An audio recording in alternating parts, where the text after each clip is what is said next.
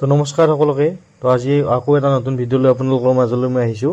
তো আজি ভিডিঅ'টোৰ থাম্বনেইলটো চাই সকলোৱেতো গম পাইছে কি ভিডিঅ' হ'বলৈ গৈছে। তো আজি আমি B.Ed এণ্ট্ৰেন্সত গৈ কি প্ৰথমতে গৈ কৰিব লাগে, কি কৰিব নালাগে, কি কৰিলে আপোনালোকৰ এক্সামত লোকচান হ'ব, সেই আটাইবোৰ আমি এই ভিডিঅ'টোত আজি ডিছকাছ কৰিম। তো সকলোৱে চাই থাকক ভিডিঅ'টো। তো প্ৰথমতে আপোনালোকে এক্সাম হললৈ যাই কি কৰিব। তো এনচাৰ শ্বীটখন দিয়াৰ লগে লগে আপোনালোকে কি কৰিব, যিকেইটা OMR শ্বীটত আপোনাৰ প্ৰথম OMR শ্বীটখন দিয়াৰ লগে লগে আপোনাৰ ৰোল নম্বৰটো লিখি ল'ব, আৰু OMR শ্বীটত ৰোল নম্বৰ আপোনাৰ বাকী যি পেপাৰ কোড থাকে সেইখিনি ভালকৈ লিখি ল'ব। আৰু সেইখিনিত তাৰমানে কি যদি কিবা কাৰণত ভুল হৈ যায় আপোনাৰ পেপাৰখন কি হ'ব, আপোনাৰ ৰিজাল্টটো নাহিব তেতিয়া। তো সেইখিনি একদম সাৱধানে কৰিব, ঠিক আছে। ইয়াৰ পিছত আপুনি কি কৰিব, পেপাৰখন ভালকৈ চাই ল'ব অলপ সময়, কাৰণ কি আপোনাৰ টাইম মেনেজমেণ্টটো অতিকৈ জৰুৰী। কাৰণ যিকোনো কুৱেশ্যন এটাত যদি আপুনি বেছি সময় লাগি থাকে তেতিয়া বাকীবিলাক কুৱেশ্যন আপোনাৰ কৰা হ'ব নাই। গতিকে ফাৰ্ষ্টতে পেপাৰখন ভালকৈ চাই ল'ব, যাতে ক'ৰ পৰা আপুনি ভালকৈ আৰম্ভ কৰে, ঠিক আছে।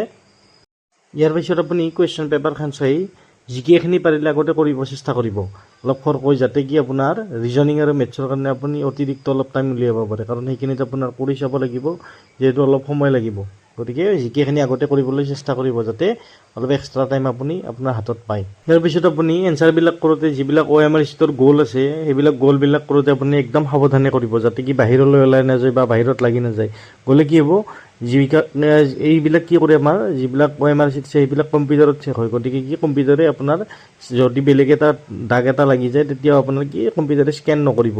গতিকে আপোনাৰ এনচাৰটো কি হ'ব, ৰং হৈ যাব, বা এটাত কৰি যদি বেছি যদি গ'লত আপোনাৰ কিবাকৈ এডাল আঁচো লাগি যায় তেতিয়াও সেইটো ৰং বুলি ধৰিব, কাৰণ কম্পিউটাৰে দুটা স্কেন কৰি ল'ব।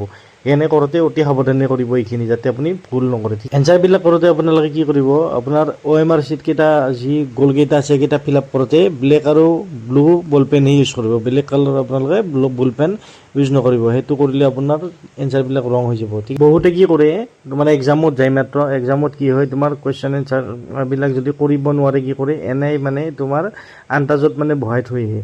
তো গতিকে আন্তাজত বহালে তোমাৰ যিবিলাক এক্সামত নিগেটিভ মাৰ্কিং নাই সেইবিলাক এক্সামত কোনো কথা নাই, কিন্তু এইটো এক্সামত যিহেতু তোমাৰ নিগেটিভ মাৰ্কিং আছে, গতিকে তোমালোকে তেনেকুৱা ভুল কেতিয়াও নকৰিবা যে আন্তাজত বহাই নাহিবা একো, ঠিক আছে। তোমাৰ কাৰণ কি তোমাৰ যিকোনো এখন B.Ed কলেজত তোমালোকে ছিট পাবলৈ তোমাৰ আৰামছে তোমাৰ 140 150 মান পালে তোমালোকে যিকোনো এখন B.Ed কলেজত তোমাৰ পোৱা চান্স বহুতেই আছে। গতিকে ভালকৈ যিকেইটা কুৱেশ্যন জানা তোমালোকে সেইকেইটা ভালকৈ কৰি আহিবা।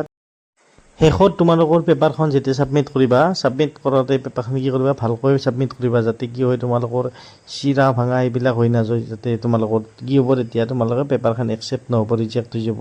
যদি ক'ৰবাত ফুটি যায়, কোনোবা এটা OMR শ্বীট ফুটি চিৰি যায়, তেতিয়াহ'লে সেইটো কি নহ'ব, স্কেন নহ'ব কম্পিউটাৰত, আৰু স্কেন নহ'লে তুমি সেই মাৰ্কটো নাপাবা। বা তোমাৰ যদি ৰোল নম্বৰৰ জেগাখিনিত যদি চিৰি যায় বা ফাটি যায় তোমাৰ, তেতিয়া কি হ'ব, তোমাৰ সেইখিনি স্কেন নহ'ব, তোমাৰ বহিটো কি হ'ব, তোমাৰ ৰিজাল্টটো তোমাৰ নাপাবা। আৰু এক্সামত গৈ তোমালোকে যিবিলাক কুৱেশ্যন নজনা সেইবিলাক তোমালোকে ভয় খাই কৰি নাহিবা, কাৰণ তোমালোকৰ এইটো এক্সামত নিগেটিভ মাৰ্কিং আছে।